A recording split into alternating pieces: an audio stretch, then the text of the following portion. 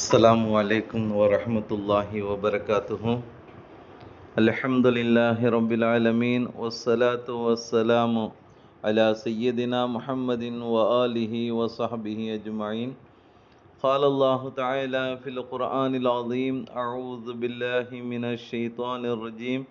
بسم الله الرحمن الرحيم.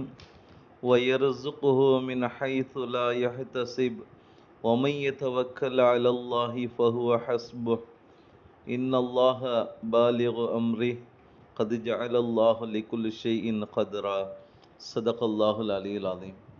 சர்வ புகழும் புகழ்ச்சியும் நீ உலகை படைத்து பரிபாலித்து கொண்டிருக்கக்கூடிய எல்லாமல்ல அல்லாஹ்விற்கே. எல்லாமல்ல அல்லாஹ் ரப்புல் ஆலமீன் மேற்காணக்கூடிய திருமறை வசனத்தின் மூலமாக ஒரு மனிதன் அல்லாஹ்வை சார்ந்திருக்கக்கூடிய தருணத்தில் அந்த மனிதனுக்கு எண்ணியிராத அறியாத புறத்திலிருந்து அல்லாஹு தாலா எவ்வாறு உணவை வழங்குகின்றான் என்பது சார்ந்த ஒரு விஷயத்தை அல்லாஹ் மேற்காணக்கூடிய திருமறை வசனத்தின் மூலமாகவும் நபிகள் நாயகம் ஸல்லல்லாஹு அலைஹி வஸல்லம் அவர்களின் பொன்மொழிகளும் சில வரலாற்று குறிப்புகளும் நமக்கு ஒரு சிறந்த ஒரு பாடத்தை தரக்கூடியதாக அமைய பெற்றிருக்கின்றது.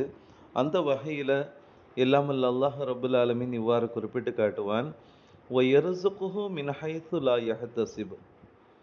அவன் எண்ணியிராத அறியாத புறத்திலிருந்து உணவுகளை வழங்குகின்றான். وَمَن يَتَوَكَّلْ عَلَى اللَّهِ فَهُوَ حَسْبُهُ.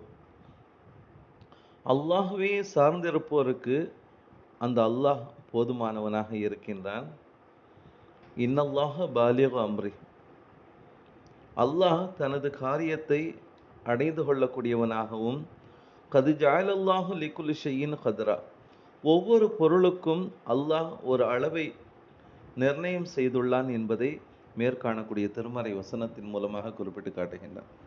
பொதுவாக நமக்கு கிடைக்கக்கூடிய ஒவ்வொரு ரிசுக்கும் அல்லாஹ்வின் புறத்திலிருந்து தான் கிடைக்குது அப்படிங்கிறத முதல்ல ஒரு உண்மையான முஃமின் விளங்கி கொள்ள வேண்டும். அது எண்ணியிராத புறத்தில் நாம் நினச்சி கூட பார்த்துருக்க மாட்டோம். ஆனால் அல்லாஹ் என்ன செய்வான், நமக்கு அளப்பெரும் கிருபையாக அந்த வாழ்வாதாரத்தை அல்லாஹு தாலா அறியாத புறத்திலிருந்து நமக்கு தருவான். நான் எண்ணி கூட பார்க்கல, ஆனால் எனக்கு இது கிடைச்சிது என்பதாக ஆச்சரியத்துடன் சொல்லக்கூடிய ஒவ்வொரு மனிதனும் அந்த இறைவனை சார்ந்து இருக்கக்கூடிய தருணத்தில் அந்த அல்லாஹ் போதுமானவனாக இருக்கிறான் மனிதனுடைய நல்வாழ்விற்கு என்பதை மேற்காணக்கூடிய திருமறை வசனத்தின் மூலமாகவும் அந்நிலம் பெருமானா ஸல்லல்லாஹு அலைஹி வஸல்லம் அவர்களுடைய ஒரு பொன்மொழியை நம்ம பார்க்குறோம். உமர் இப்னுல் கத்தாப் ரலியல்லாஹு தஆலா அங்கே அறிவிக்கிறாங்க. திர்மிதி ஷரீஃபில் பதிவு செய்யப்பட்ட ஒரு செய்தி. நாயகம் ஸல்லல்லாஹு அலைஹி வஸல்லம் அவங்க இவ்வாறு சொல்வாங்க: லவ் அன்னக்கும் குந்தும் தவக்கலூன அலல்லாஹி ஹக்க தவக்குலிஹி. ஒரு முஃமின் அல்லாஹ்வை நம்ப வேண்டிய விதத்தில் நம்பினால் ல ருஸிக்தும், அல்லாஹு தாலா என்ன செய்கிறான், உணவளிப்பான். எப்படி உணவளிப்பான்னா, கமா துருஸகு தைரு, பறவைகளுக்கு உணவளிப்பது போல அல்லாஹு தாலா இந்த முஃமினான மனிதன் அல்லாஹ்வை நம்பி இருக்கக்கூடிய மனிதனுக்கு அல்லாஹு தாலா என்ன செய்கிறான், உணவை வழங்குகின்றான். தகுது ஹிசாமன், அது காலை நேரத்தில் வயிறு ஒட்டிய நிலைமையில் என்ன செய்கின்றது, செல்கின்றது. ஒ தருஹு பித்தான, அதே போன்று மாலை நேரத்தில் வயிறு நிரம்பிய நிலைமையில் தன்னுடைய கூட்டின் பக்கம் தன்னுடைய வீட்டின் பக்கம் திரும்புகின்றது. இதுபோல ஒரு முஃமின் அல்லாஹ்வை நம்ப வேண்டிய விதத்தில் நம்பினால் அந்த மனிதனுக்கு அல்லாஹ் என்ன செய்கிறான், உணவளிக்கிறான் அப்படிங்கிறத அன்னலம் பெருமானார் ஸல்லல்லாஹு அலைஹி வஸல்லம் அவங்க குறிப்பிட்டு காட்டுறாங்க. வரலாற்றில் ஒரு செய்தியை நம்ம பார்க்குறோம். ஹலீஃபா அபூபக்கர் சித்தீக் ரலியல்லாஹு தஆலாவுடைய ஆட்சி காலம். கடுமையான பஞ்சம் ஏற்பட்டு மக்களினுடைய இயல்பு நிலை வாழ்க்கை பெரிதும் பாதிக்கப்பட்ட ஒரு நிலைமையில் என்ன செஞ்சாங்க, கடும் பஞ்சத்தால் உண்ண உணவின்றி குடிக்க நீரின்றி கடும் சோதனைக்கு உள்ளாக்கப்பட்ட நிலைமையில் பல தோழர்களும் என்ன செஞ்சாங்க, ஹலீஃபா அபூபக்கர் சித்திக் ரலியல்லாஹு அன்ஹுடைய வீட்டிற்கு முன்பு வந்து நின்னு என்ன செய்றாங்க, இவ்வாறெல்லாம் சொல்லிட்டு போறாங்க. வானம் பொய்ப்பித்து விட்டது, பூமி மலடாகி விட்டது, நாங்கள் அழிவை நோக்கி சென்று கொண்டிருக்கிறோம் அப்படிங்கிற அடிப்படையில ஒவ்வொரு தோழர்களும் என்ன செஞ்சாங்க, அந்த பஞ்சத்தின் பீடிப்பால் பாதிக்கப்பட்ட நிலைமையில இப்படி ஒரு வார்த்தையை சொல்லிட்டு போறாங்க. கண்ணீர் மல்க, கண்ணீர் துளிகள் மல்கக்கூடிய ஒரு நிலைமையில ஹலீஃபா அபூபக்கர் சித்திக் ரலியல்லாஹு தஆலா அவங்க என்ன செஞ்சாங்க, மக்களை நோக்கி, நீங்கள் உங்களுடைய இல்லத்தின் பக்கம் போங்க, அல்லாஹ் உங்களுடைய கஷ்டங்களை நீக்கி வைப்பான், விரைவில் உங்களுக்கு சுகத்தை வழங்குவான் அப்படிங்கிற மாதிரி என்ன செஞ்சாங்க, ஹசரத் அபூபக்கர் சித்திக் ரலியல்லாஹு தஆலா அவங்க சொன்னாங்க. நாட்கள் கடந்து ஓடின. ஒரு நாள் மதினமா நகரம் புழுதியால் காணப்பட்டுச்சு. கடுமையான புழுதி. எல்லா மக்களும் வெளியில வந்து பார்க்குறாங்க. பார்த்தா ஒட்டக கூட்டத்தில் ஒரு ஒட்டக தானிய குவியலை என்ன செய்கிறாங்க, பார்க்குறாங்க. பார்த்த உடனே இந்த மக்களுக்கெல்லாம் சரியான ஒரு மகிழ்ச்சி, மக்களினுடைய முகத்தில் அப்படி ஒரு மகிழ்ச்சி ஏற்பட்டுச்சு.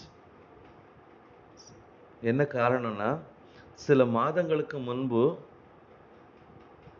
ஷாம் என்று சொல்லக்கூடிய அந்த சிரியா சென்றிருந்த வியாபார கூட்டம் பெருமளவு தானியங்களையும் ஜெய்தூன் எண்ணெயினுடைய பீப்பாய்ப்புகளையும், அதாவது பீப்பாய்களையும் கொழுப்புகளையும் என்ன செஞ்சாங்க, அதிகமான அளவில் கொண்டு வந்தாங்க.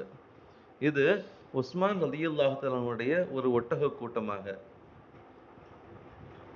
இந்த நிலையை பார்த்த உடனே அவங்களுக்கு, நமக்கு இன்னைக்கு எல்லா பஞ்சமும் தீர்ந்துடும் அப்படிங்கிற ஒரு மக்களினுடைய அந்த மகிழ்ச்சி, பஞ்சத்தால் பீடிக்கப்பட்டவங்களுடைய அந்த மகிழ்ச்சி. வரலாற்று ஆசிரியர்கள் இதுக்கு விளக்கம் சொல்லுவாங்க.